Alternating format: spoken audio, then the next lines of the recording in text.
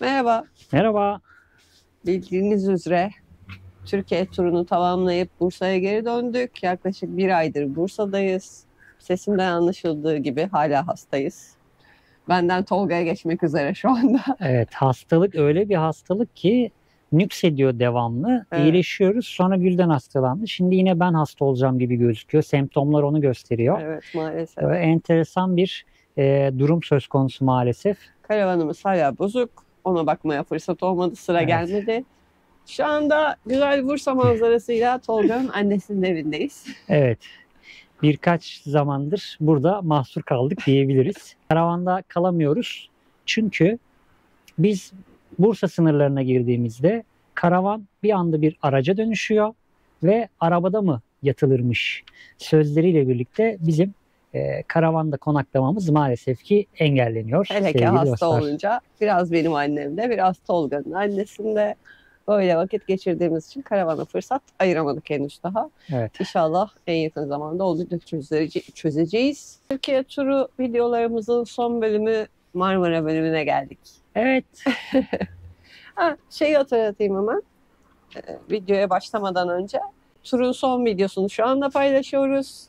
Hastayız, gezemiyoruz. Karavan Evet. bozuk, yine gezemiyoruz. Bu yüzden sanırım bundan sonraki videolarımız haftada bir video olacak. Gibi Çünkü gözüküyor. çünkü hastalığımızdan dolayı hem kendimizi mental olarak iyi hissetmiyoruz, hem karavanımızın arızasından kaynaklı olarak kafamız orada olduğu için video üretemiyoruz size. Kanalın amacı karavan hayatı olduğu için de evde geçirdiğimiz vakti size aktarmak istemiyoruz. Çünkü zaten evde de geçirdiğimiz vakit işte yorgan döşek yatıyoruz. Hastalıktan yatmakla geçiyor yani. O yüzden videoları haftada bire düşürmeyi planlıyoruz. Şu anda Evet. bakalım video çekebilirsek tabii o da. Ya tabii Çünkü şöyle, şu anda elimizde bir video yok.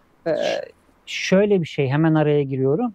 Eğer ki biz Ben şapkamı taksam da çok olur. saçlar yüzüme geliyor. Bu süreç içerisinde karavanı aktif hale getirebilirsek Evet. önümüzdeki günlerde biz yine karavanla kaçıp size Bursa'nın güzel noktalarında karavan hayatını tekrardan aksettiririz. Yani tekrardan Evet. onu size izlettiririz. Ama şu anki durum biraz bizim mental olarak sağlığımızı toparlamamız lazım. Evet. Kendimizi biraz toparlamamız lazım. Aracı biraz toparlamamız lazım. Bu süreçte de sizlerden biraz müsaade isteyeceğiz. Evet. Haftada bir Videoya düşürmeyi planlıyoruz. Bakalım hayat neler getirecek her zaman belli olmuyor tabii gördüğünüz üzere. Devam edebilir miyim? Tabii ki lütfen. Sen çünkü başlayacaksın gibi hissediyorum orada. Buyurun buyurun. Haftada bir video paylaşırsak eğer, normalde biliyorsunuz çarşamba ve cumartesi akşamları video paylaşıyorduk. Haftada bir video paylaşırsak hangi gün paylaşalım? Fikirlerinizi bekliyoruz bu konuda. Yorum yazarsanız ona göre gün belirleriz yine. Tek video Evet. olması açısından günde emin olamadık. Ne yapalım? Sizden yardım istiyoruz. Evet, hafta içi mi olsun, hafta sonu mu olsun, o konuda sizin desteğinize ihtiyacımız var. Gün seçimini beraber yapalım. Yorumlara yazarsanız çok mutlu oluruz. Bu arada kanalımıza destek olmak isterseniz beğen tuşuna basmayı ve yorum yapmayı unutmayın. Çünkü siz beğen tuşuna basarsanız biz daha fazla insanın karşısına çıkıyoruz ve kanalımızın büyümesi daha da kolaylaşıyor. Bu yüzden lütfen bunu atlamayın. Bir de sizlerden bir ricam daha var benim. Videoyu izledikten sonra, ilk gösterim bittikten sonra videonun hype özelliği var biliyorsunuz. Yorum kısmında, cep telefonundan girenler için söylüyorum.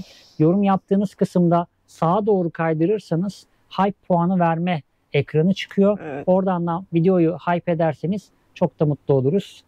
Ekstra destek olmak isterseniz de katıl aboneliği ve kanal ve video açıklamalarındaki yazan linklere tıklayarak bize doğrudan destekte olabilirsiniz. Evet, makrame satın alabilirsiniz, kahve ısmarlayabilirsiniz ya da kanaldaki süper teşekkürle bizlere doğrudan destek olabilirsiniz. O zaman videoya başlayalım. Hadi başlayalım. Marmara bölgesi için ben en başında şunu söylemek istiyorum. Aslında bölgesel olarak Türkiye'nin diğer bölgelerinden çok daha küçük bir alana sahip olmasına rağmen 3 tane denizi var bir kere, daha ne olsun. Daha ne olsun. Karadeniz, Ege, Marmara hepsi beraber. O yüzden çok dolu dolu bir yer aslında. Evet. Ve Marmara bölgesinde 19 tane video çekmişiz. 19 Evet, ben inanamadım, bir daha saydık. Evet, 19 farklı konumda konaklamışız, hep beraber gezmişiz. Kısaca hatırlayalım hepsini. Evet.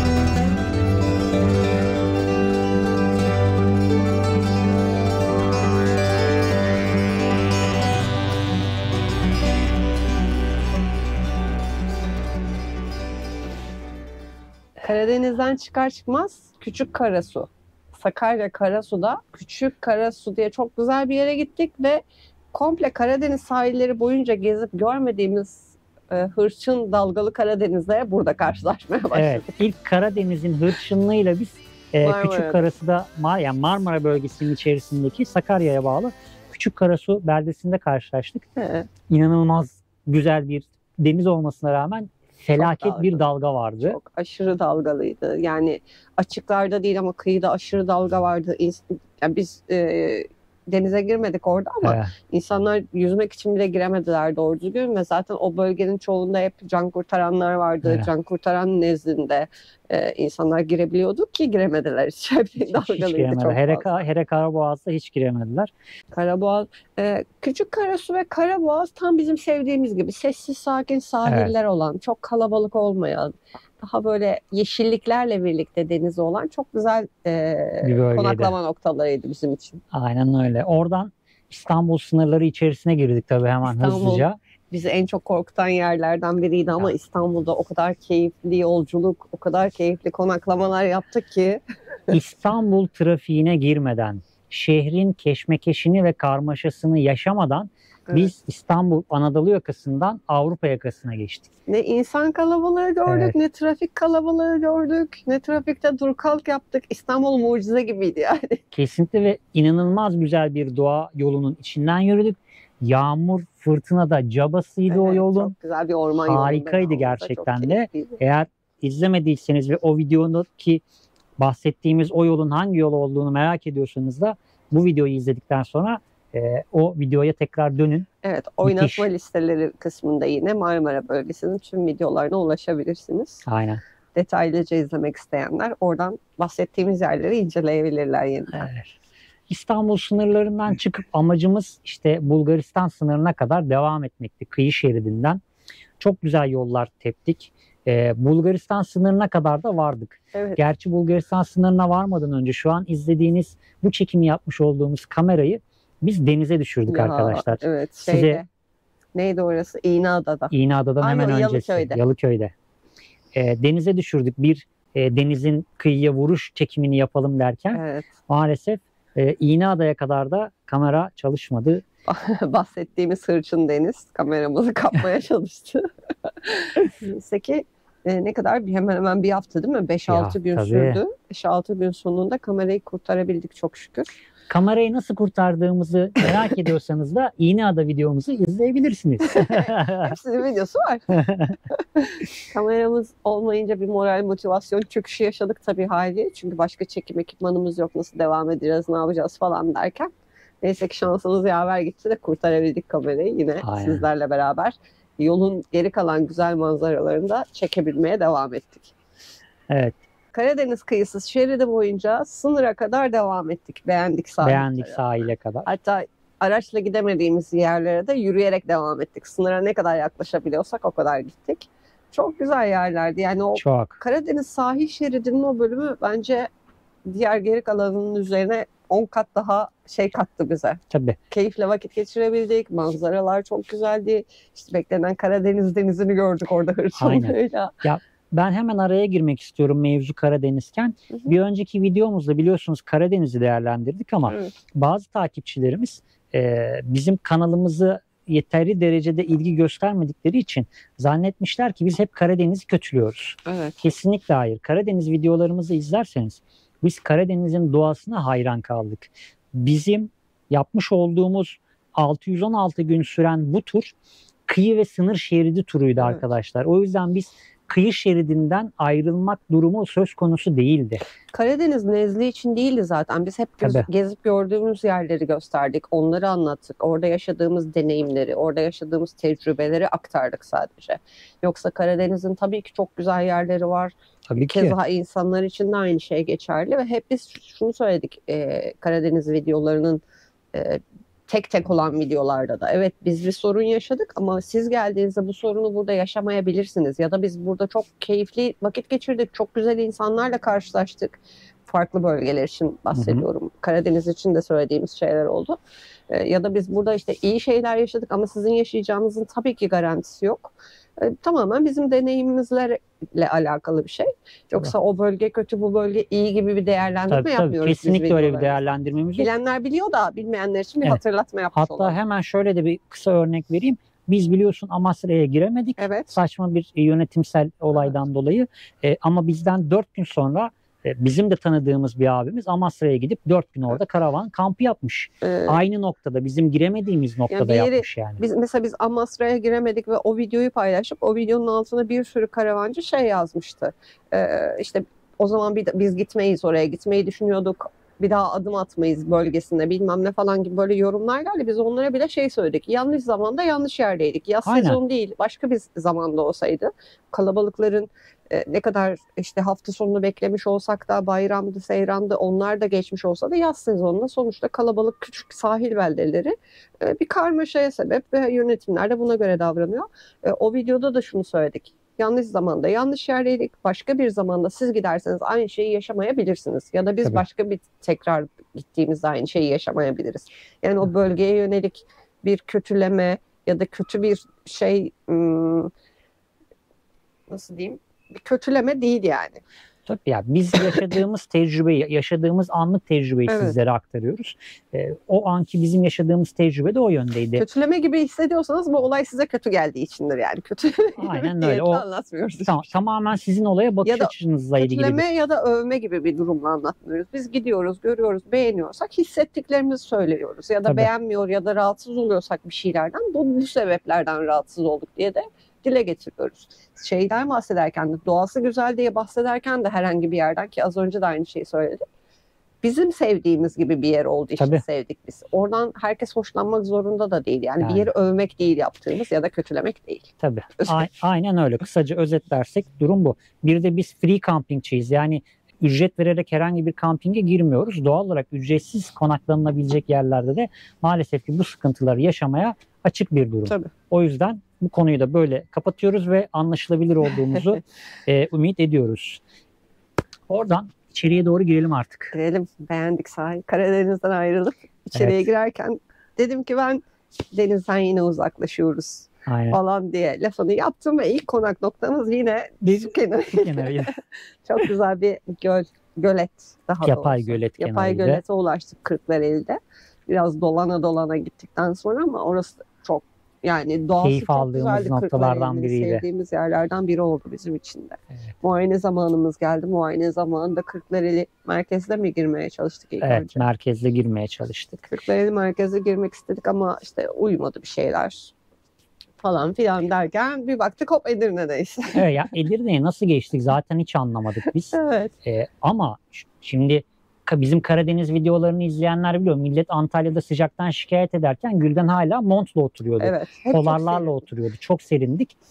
Yani birkaç gün sadece 30 dereceleri gördük. Normalde standardı 28 ve 30 derece arasında biz bütün yazı geçirdik. Evet. Ama Edirne'ye gittiğimizde muayene günümüz işte Edirne'de olduğumuzda hava 38 dereceydi. Bir günde İnanılmaz. 38 dereceyi görmek bizi yamulttu direkt. Benim.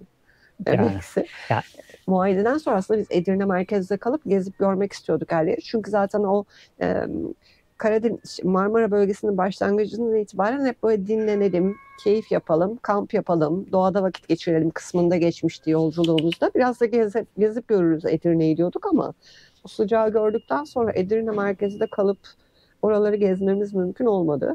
Tabii. Ve önünüz hani 1-2 gün bekleyelim sıcağı bir şekilde katlanırız modu da olamıyor. Çünkü önümüzdeki 4 gün 5 gün boyunca hep 38-39 derece sıcaklar vardı. Yani zamanlamamız bizim Evet. çok kötüydü Edirne'ye girdiğimizde. Belki bir hafta geç gelsek daha rahat edecektik yine. Ve Edirne'de gezmek istediğimiz inanılmaz çok fazla yer vardı. Evet. Ama hepsi notlarımızda tekrardan duruyor.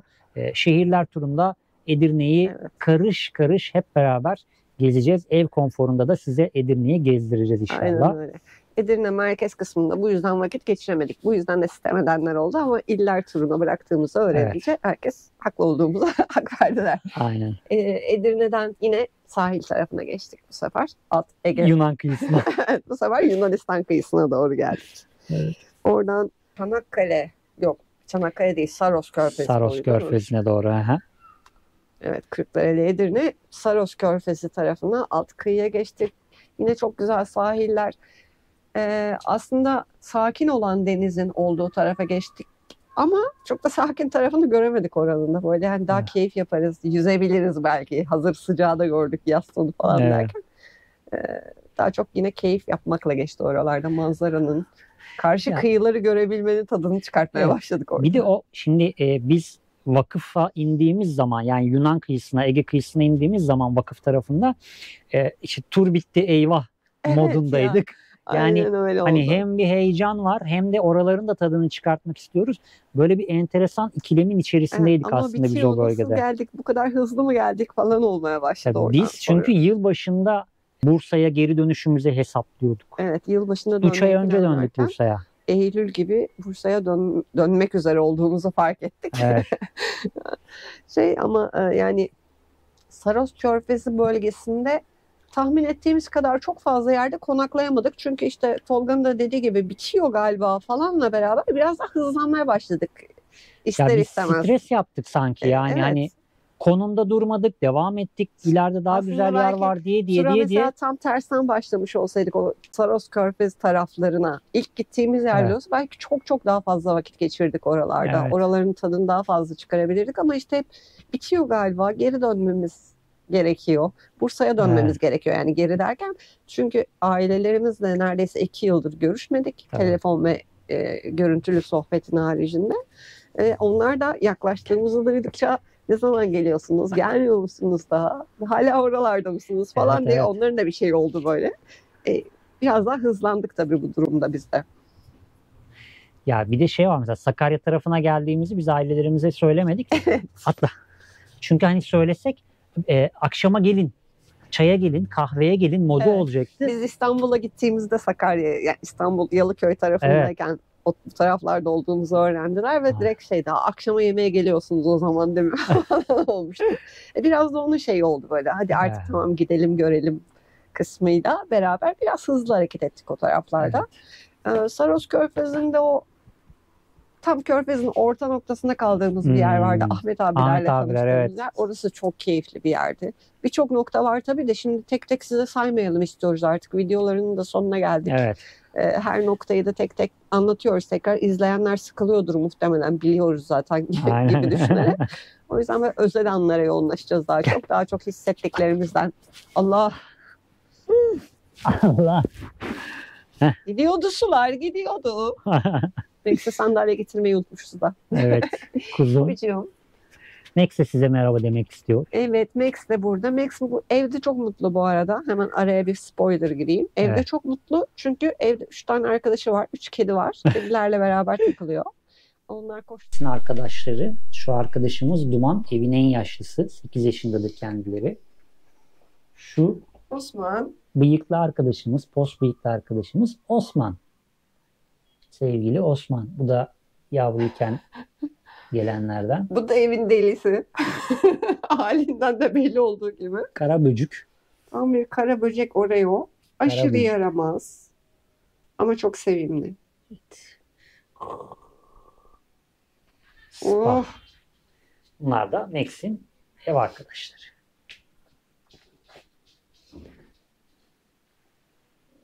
Max'cim neredesin? Gel. Onlar koşturup oynamaya çalışınca Max de onlarla oynamak istiyor falan. Böyle Çok hareketli günleri var Max'in. Biz hasta olduğumuzdan beri Max de bizimle beraber yatıyor. Hiç kim hastaysa onun yanında. Aynen. Şey böyle moral motivasyon Moral desteği takımı. sağlıyor. Aynen öyle. Hiç böyle dibimizden ayrılmıyor. Çıkıyoruz, yürüyüşler yapıyoruz mini mini. Değil mi Max'cim? Evet. Ama karavana gidin. Max için hayat değişiyor bir anda. Evet. Aşağı indiğimizde direkt böyle karavan, evim ve uyku moduna giriyor. Aynen, hemen rahatlıyor ve uyuyor çocuk ya. Evet. Böyle bir şaşkınlık halinde yani evin büyüklüğüyle beraber. Kim nereye giderse onun peşinden gitmeye çalışıyor. Neyse. Evet. Oradan tabii Saros Körfezi'ni falan da geçtik. Bir despot koyu maceramız var. Evet, despot koyu. Aman Allah'ım diyorum. İnanılmaz. Unutulmazlar arasında. Yolu çok şeydi, zorlu bir yoldu. Ve biz akşamüstü gibi yolun Evet. o kadar zor olduğunu, yani zor ve uzun olduğunu düşünmediğimiz için akşamüstüne doğru oraya devam etmiştik. Tam vazgeçmek üzereydik aslında, yani Evet, inmeyecektik daha dönecektik. fazla. Ama daha önce giden birkaç arkadaşımız vardı. Onlardan bilgi aldıktan sonra indik. İyi ki de inmişiz. Çok güzel vakit geçirdik. Oradaki yaptığımız yürüyüş, arka koyun, o taraf, Evet. manzarası, görüntüsü. Biraz kalabalıktı biz oradayken bile hala. Yerleşik. Yerleşik karavancılar vardı. Yakın köylerin şeyleri. insanları. Barakavari yerler vardı, yerleşik olan insanlar. Yani daha sakin görmeyi bekliyorduk orayı. Daha boş görmeyi bekliyorduk Evet. o mevsimde ama yine de değdi yani o gittiğimiz Değdi. bozuk yola. Çok güzeldi yani. Aşırı güzel bir yerdi. Sonra Çanakkale en özel yerlerden biri bizim için. Evet. Tersten yukarıdan geldiğimiz için Gelibolu'yla başladık. Gelibolu daha önce gezip görmüş olmamıza rağmen bizi her seferinde etkileyen yerlerden biri. Evet. Çok özel topraklar. Aslında çok fazla çekim yapmayacaktık o bölgede. Yani kısaca yolumuzun üstündeki yerleri gezelim, görelim, size de gösterelim istedik yeniden. Ama bayağı gezmişiz yine de. Tabii bayağı gezdik Bayağı oraları. gezmişiz hiçbir noktayı atlamadan. Yolumuzun üzerindeki her yeri gezip gördük. İnşallah sizlere de görmek kısmet olur görmeyenler için. Görenler zaten tekrar tekrar gidip görmek istiyor. Her Türk evladının hayatı boyunca en az bir defa Evet. gitmesi gerektiğini düşünüyorum. Türkiye sınırları içerisindeki her okulun öğrencilerini en az bir defa mutlaka oraya götürmeleri gerektiğini düşünüyorum. Evet. Yani bu zaferin, bu toprakların nasıl kazanıldığını orada birebir olarak anlatmaları lazım. Çok özel bir yer. Hani orası hakkında günlerce, saatlerce konuşabiliriz biz. Evet. O yüzden biz Çanakkale'ye doğru, karşıya doğru geçiyoruz ve Çanakkale kıyılarından Asya'nın en batı ucu olan Babakale'ye doğru Evet. devam ediyoruz. Biz Biraz hızlı devam ettiğimiz bölümlerden biri daha orası.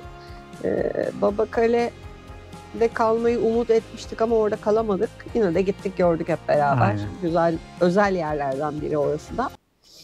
Dikkatimi dağıtıyorsunuz sevgi gösterilerinizle.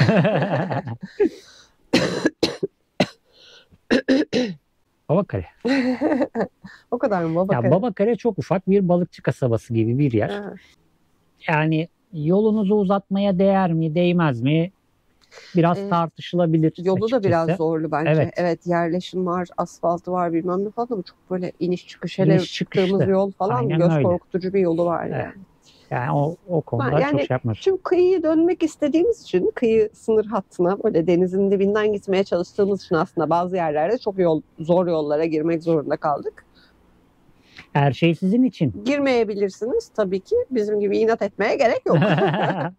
Biz ama işte planladığımız turu bozmak istemediğimiz için çok nadir yerler dışında hep Evet. doğru aynı rotadan devam ettik. Gidebildiğimiz en uç noktalardan gittik.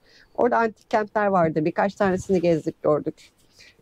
Yol üzerinde olanları. Yoksa çok daha fazla antik kentler var. Yine oraları da şehirler turunda hep beraber gezip göreceğiz inşallah. Evet. Çanakkale'nin sonunda böyle Çanakkale'den çıkmamak için o kadar çok direndik ki. Çünkü artık Bursa ile arada sadece bir tek Balıkesir var. Ve Balıkesir tabelası mıydı? Evet. Balıkesir tabelasını gördüğümüz gibi ara sokağa girdik yani çıkmamak için Çanakkale sınırlarından. O kadar direndik, o kadar azmettik. Balıkesir'de de tek bir noktada konakladık aslında, değil mi? Evet. Başka yerde konaklamadık. Yok, konaklamadık. Balıkesir'de de tek noktada konakladık. Akçay'da tura ilk başladığımız noktadaydık. Aynen. İlk başladığımız noktada aslında biz turu bitirmiş olduk. Evet. Bu turumuz 616 gün sürmüş arkadaşlar. Birçoğunuz artık biliyorsunuz ama bu videoyla kanalımıza denk gelen insanlar için tekrar hatırlatalım.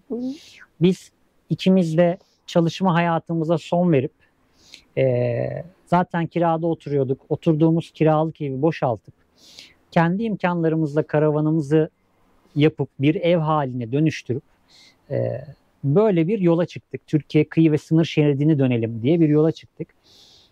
Gelir olarak sadece son bir yılda YouTube'dan sizlerin desteğiyle bir gelir elde ediyoruz. Evet. Onun haricinde makrame, el işi makrameler, duvar süsleri satarak hayatımızı idame ettirmeye çalışıyoruz. Bir iki ufak iş yaptık, bir iki karavan yaptık. Karavan yapan sevgili dostlarımıza yardımcı olduk ilk başlarda. Sonrasında da kenarda biriken az bir miktarda paramızla biz böyle bir yolculuğa çıktık. Aylık 8-10 bin bandındaki bir harcama totaliyle, ki buna Max'in mamaları ve ödül mamaları ve bakımları da dahil olmak üzere, karavanımızın mazotu da dahil olmak üzere aylık 8 ve 10 bin bandındaki bir rakamla 616 gün süreyle biz Türkiye kıyı ve sınır şeridi turunu tamamladık.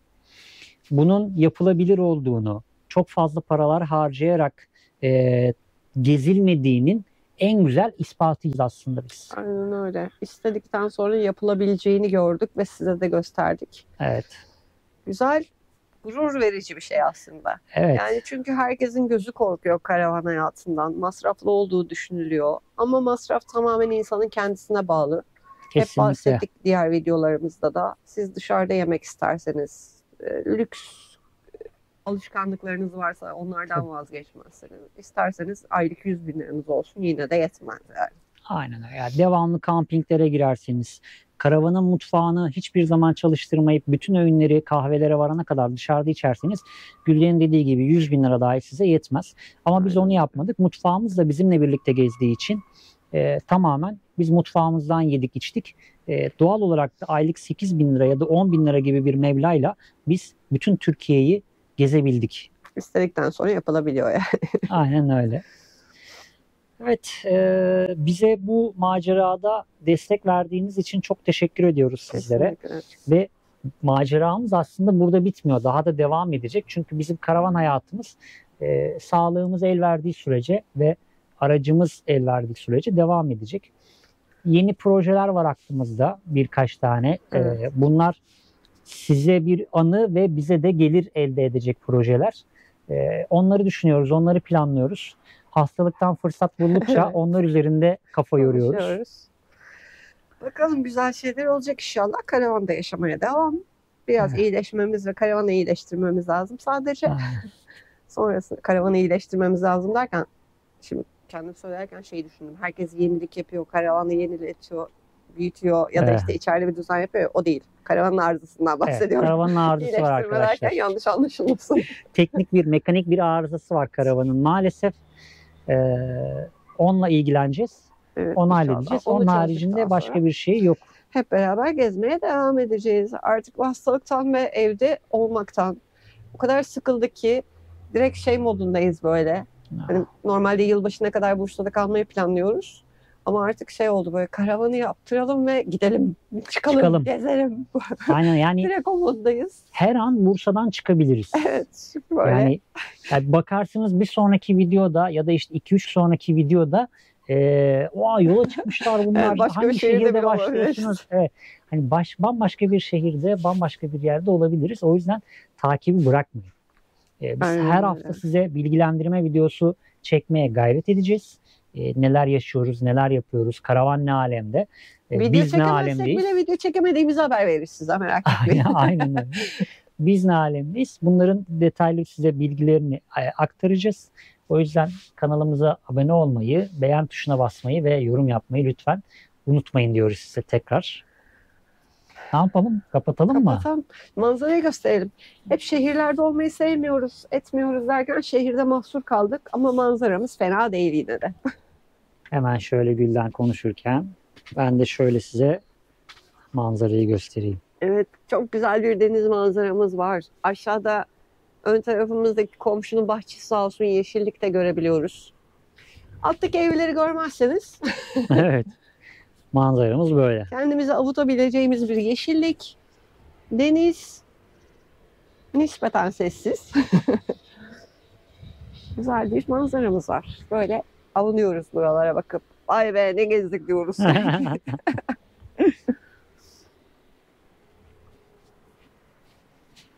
O zaman çok tokuştuk. O zaman bir sonraki videoda görüşene kadar kendinize iyi bakın. Hasta olmayın. Hoşça kalın. Hoşça kalın.